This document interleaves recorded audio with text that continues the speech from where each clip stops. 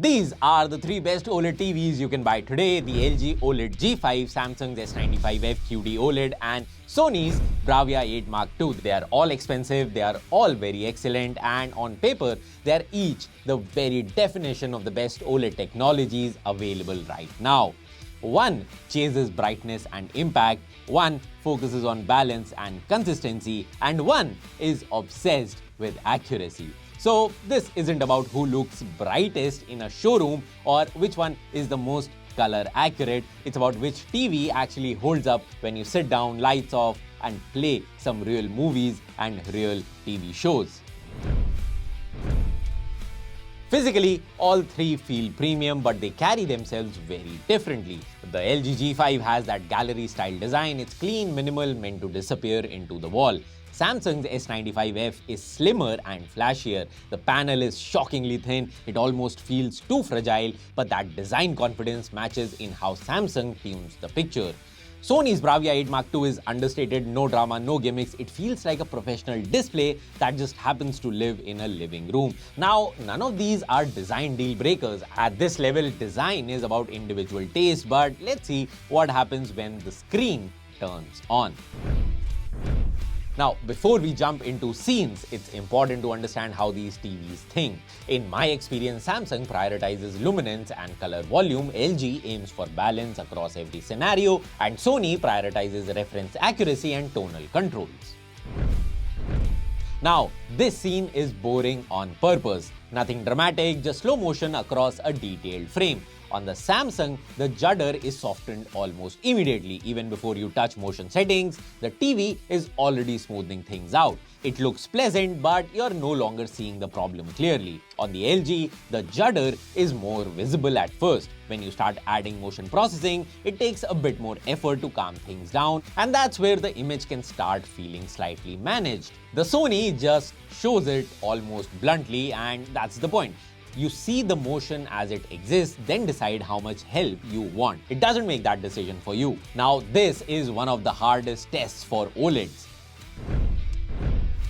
Grey walls, soft light, almost no contrast separation. The Samsung S95F looks clean and slightly brighter, but some of the stone textures start blending together. It looks pleasing but simplified. The LG G5 holds onto more structure in walls and floors, but as the scene darkens, it can start feeling flatter than it should. The Sony BRAVIA 8 Mark II doesn't lift blacks to show details, it doesn't crush them either. You get texture depth, separation without the image feeling processed. And this is where Sony quietly pulls ahead if you care about shadow nuance. Firelight tells you everything about how restrained the TV is. Samsung's S95F is immediately striking. The flames are bright, intense, and very cinematic. But when the fire flares, highlights can clip just enough to remind you that the TV is pushing itself. The LG pulls brightness back to preserve shape in the flame, but the surrounding shadows lose some depth. Sony keeps the flame structure intact and maintains separation in the trees and smoke behind it.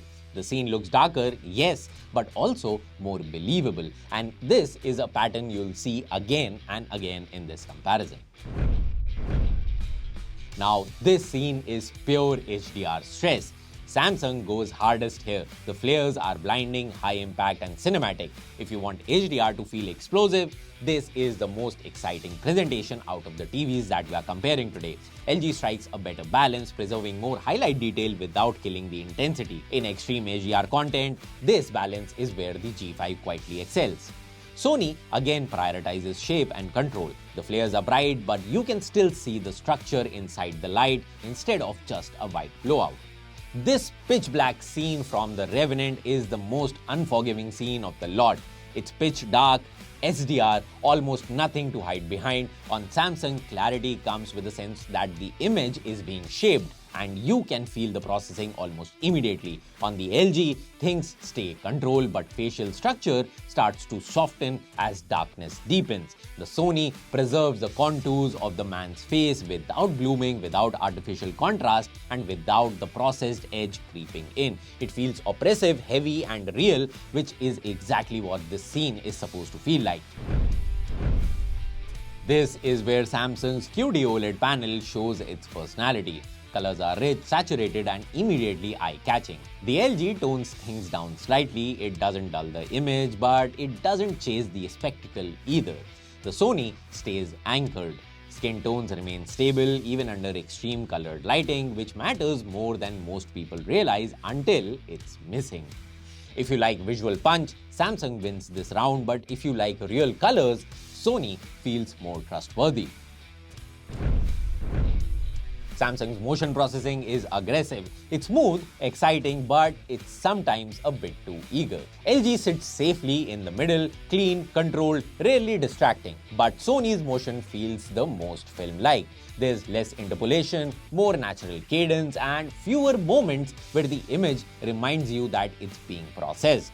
For sports and broadcast content, Samsung has a clear advantage. For cinema, Sony stays closest to the intent. This is what most people actually watch. Samsung sharpens aggressively, texts pop, edges stand out, but faces can look a little bit processed. LG cleans things up easily without overdoing it. Sony preserves grain and texture better than the other two. It might look softer at first glance, but it's easier on the eyes over long viewing sessions. So which one should you buy? If your room is bright and you want a TV that always looks vibrant and attention-grabbing, the Samsung S95F is an outstanding choice. If you want an OLED that performs consistently across movies, gaming and mixed content without leaning too hard in any direction, the LG OLED G5 is a safe and excellent choice. But if your priority is watching films and shows the way they were mastered, with controlled HDR, accurate shadows, stable colors and natural motion, the Sony BRAVIA 8 Mark II comes out on top. It doesn't win by being the loudest or the brightest, it wins by knowing when not to interfere. And at this level, that restraint is what separates a great TV from a truly cinematic one. So that was it for this video. If you liked this comparison, give it a thumbs up and tell us in the comments which all TV comparisons would you like to see next. Thank you for watching.